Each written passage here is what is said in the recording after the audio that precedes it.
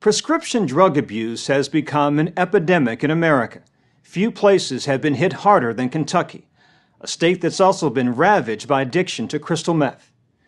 In Whitley County, Kentucky, in the heart of Appalachia, matters were made worse when the man suspected of being at the center of the drug trade was the county's top law enforcement officer, Sheriff Lawrence Hodge. There had long been suspicions that Sheriff Hodge was dirty, but nobody, not even federal agents, could prove it. That's when two local journalists, both in their 20s, launched their own investigation. And they soon discovered poking into the affairs of a powerful county sheriff can be risky business. The story will continue in a moment.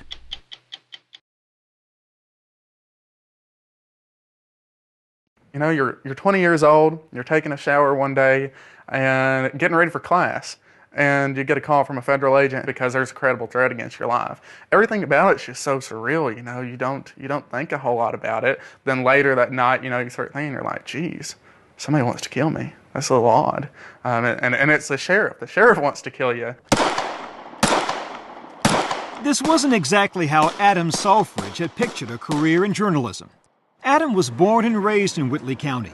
In 2009, he was a sophomore at the local college, needed a job. The county's daily newspaper, the Times-Tribune, had an opening, and soon Adam had his first assignment, and dangerous enemies. Why did you feel compelled to buy a gun? You do have a credible threat against your life.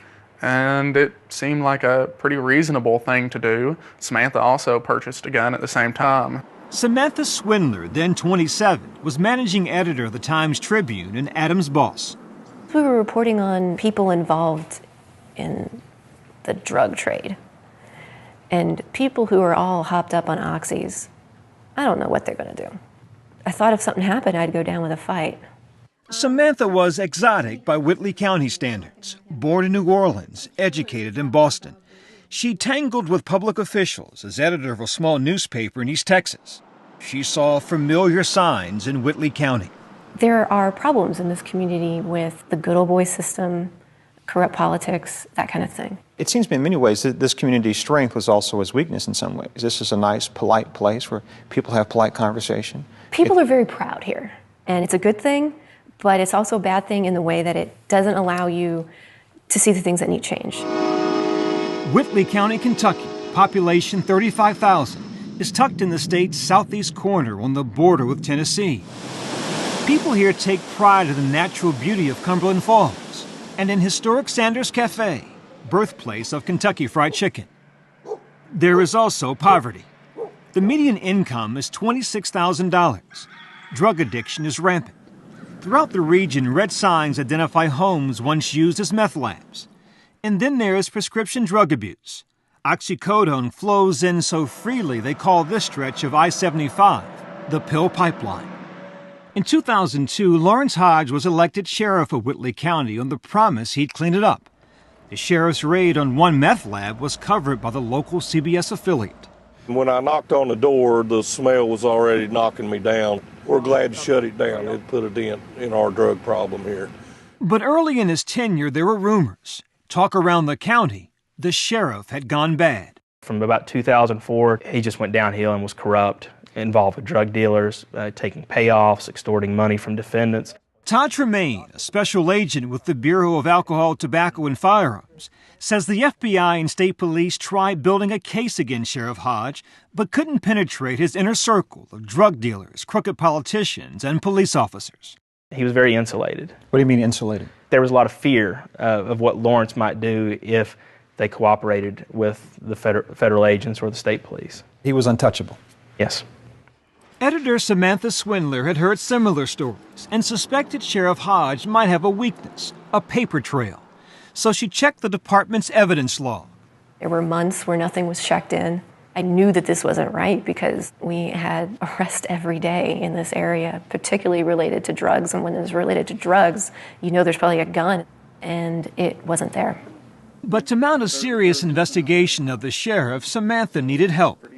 Why would you hire a 20-year-old, his only journalism experience was working on his high school newspaper? Well, when you say it like that. Oh, it's true.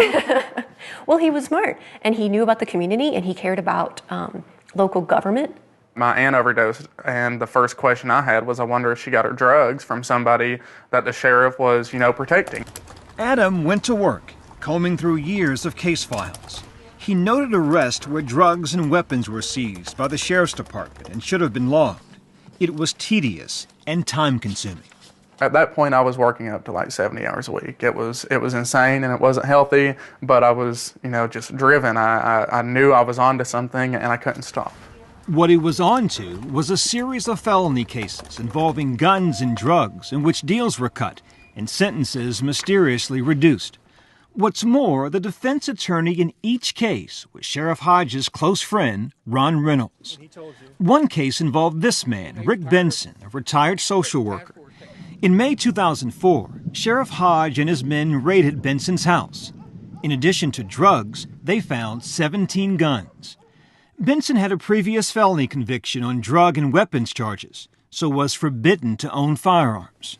You knew that you'd go to prison. Probably for the rest of my life. Were you scared? Were you anxious? Oh, yeah, I was terrified. Because? My world was over. During the raid on the house, Sheriff Hodge found Benson's bank statement. There was $600,000 in his checking account alone.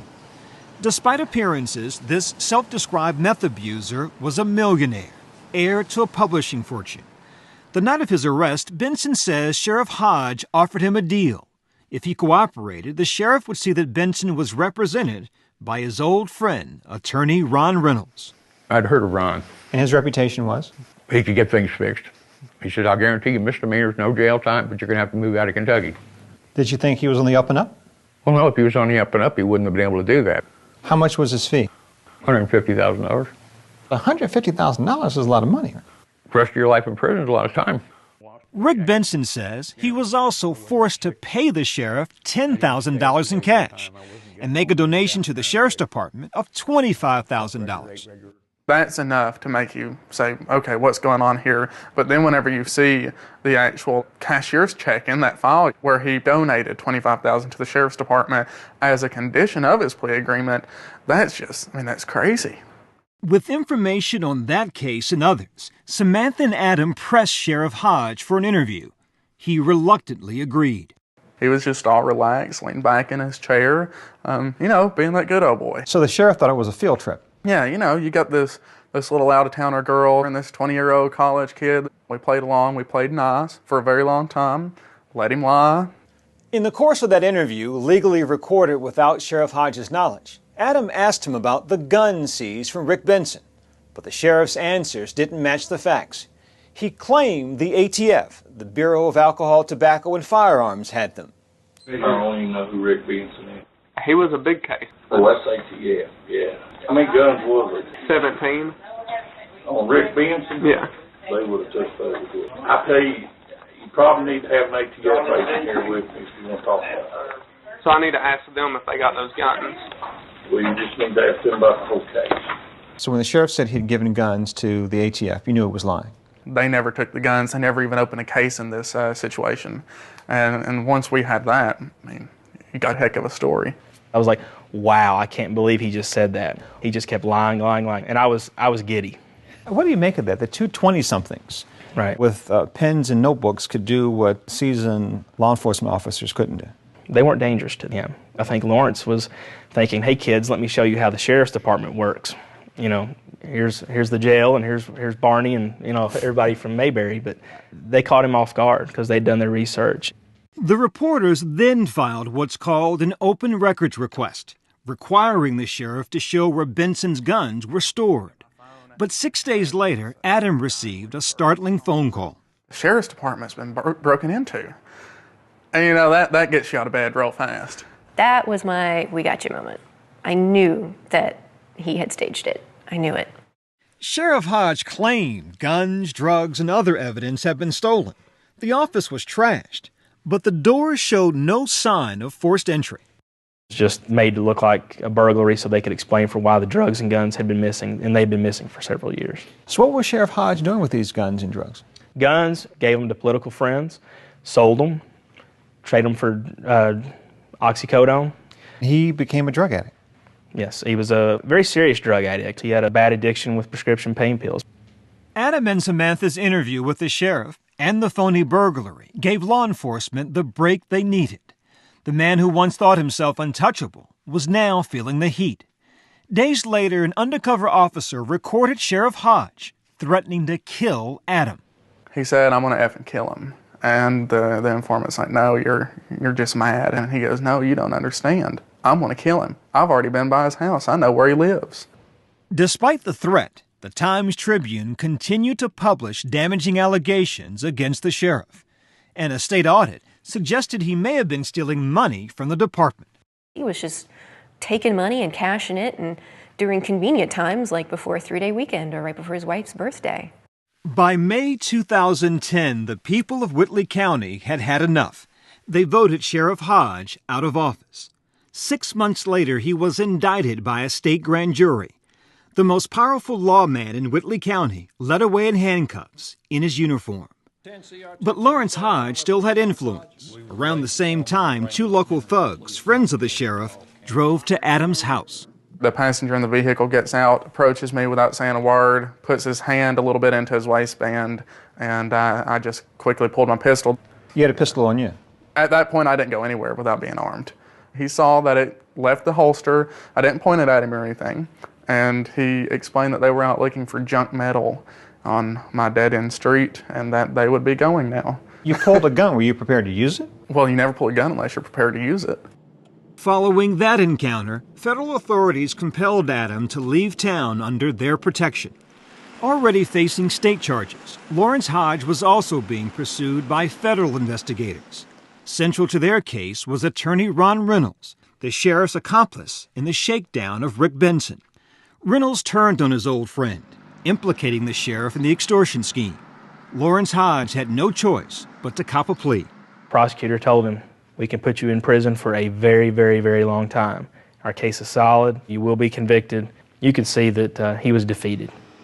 Last May, 2 years after Samantha and Adam launched their investigation, former Sheriff Lawrence Hodge pleaded guilty to extortion, distributing drugs, and money laundering. He was sentenced to 15 years in federal prison. He declined our request for an interview. Yeah, that's mostly from the work that the two of you did, right? Yes. Samantha and Adam's reporting also led to the conviction of 15 of Lawrence Hodge's associates. Both journalists have since left the Times-Tribune. Samantha lives in Oregon, where she's editor and publisher of a small weekly. Adam, just a year out of college and unemployed, remains in Whitley County. What went through your mind when you saw Sheriff Hodge in handcuffs in his uniform? You know, a lot of people thought that I would be jumping for joy and, all elated there that the sheriff got arrested. And it's really not. It's terrible that this happened. I hate to see it for my community. Mm-hmm. I hate to see that plastered all over the place. Mm-hmm. Whitley County, synonymous now with a corrupt sheriff. I don't like that. I think the real story should be that a bunch of people here came together and, cleaned it up.